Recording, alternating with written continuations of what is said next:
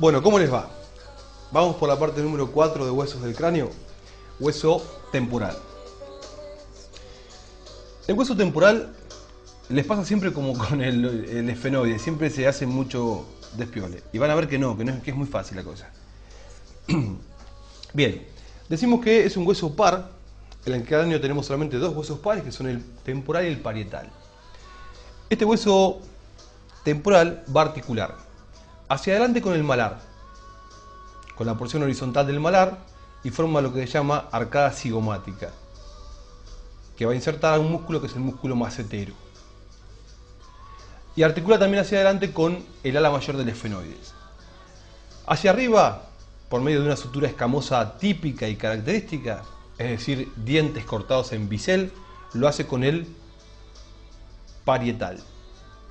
Hacia atrás con el occipital y hacia abajo con el maxilar inferior por medio de la articulación temporomandibular o ATM de los odontólogos. Este hueso va a derivar de 3 puntos de osificación. Es por eso que tiene una porción posterior, que es la porción mastoidea, representada fundamentalmente por la apófisis mastoides, que en su cara interna presenta la ranura digástrica para insertar al músculo vientre posterior del digástrico.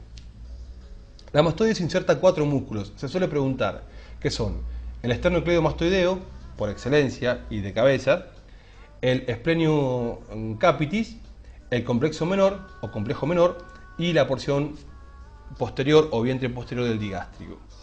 Después tenemos la porción de la escama, que tiene una placa redondeada cóncava hacia adentro con dientes cortados en bisel, que es la escama, y hacia adelante una porción tubular ósea, que es la apófisis cigomática. Y la tercera porción es la porción petrosa o petrotimpánica, representada por el peñasco, que no se ve desde la cara externa. Acá tenemos la porción mastoides, la porción mastoidea representada por la apófisis mastoides en realidad, la escama, donde se inserta el músculo temporal, que es, al igual que el macetero, otro músculo masticador, que va a insertarse distalmente en la apófisis coronoides del maxilar inferior. Esta es la apófisis cigomática, que en su raíz se engrosa y forma el cóndilo, por detrás la cavidad glenoidea para la ATM y por detrás el conducto aditivo externo. Si vemos el peñasco desde adentro, si vemos el temporal desde adentro, tenemos, esto es anterior, superior, inferior y posterior, es un temporal derecho, sigue siendo derecho.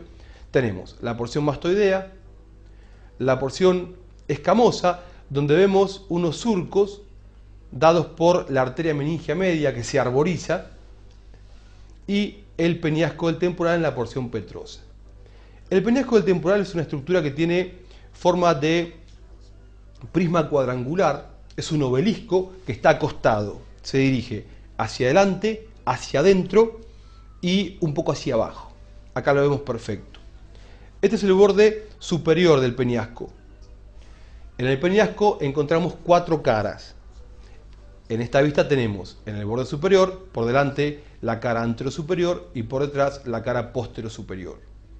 En la cara anterosuperior vamos a describir 4 accidentes o 4 elementos anatómicos que merecen ser destacados, que son una eminencia ovoidea, como si fuese el mango de una pava, para que lo puedan entender, que es la eminencia arcuata, y corresponde a la saliencia que hace el conducto semicircular superior. Por delante y un poco por fuera tenemos una lámina cuadrilátera, que es el tegmen tímpani, y corresponde al techo de la caja del tímpano. Entre ambos tenemos los hiatos de falopios, por donde van a pasar los nervios petrosos. Y por último, vamos a ver en la parte del vértice del peñasco, en la cara anterosuperior, el cavum de Meckel, que es una saliencia donde la dura madre se refracta, hace una cunita donde se deposita el ganglio de Gasser, que pertenece al trigémino. En la cara posterosuperior tenemos el orificio del conducto aditivo interno. Acá se ve la apófisis mastoides, pero no pertenece a la cara posterosuperior, y el acueducto del vestíbulo, que sí pertenece a la cara posterosuperior. Estas estructuras las vamos a entender después cuando veamos oído. Si lo miramos de abajo al temporal, sigue siendo derecho, esto es interno, externo, anterior, posterior, vemos la apófisis cigomática, que nace o presenta dos raíces, una raíz horizontal, que se engrosa y forma el cóndilo, y una raíz vertical. Acá les hice un esquema para que lo puedan entender mejor.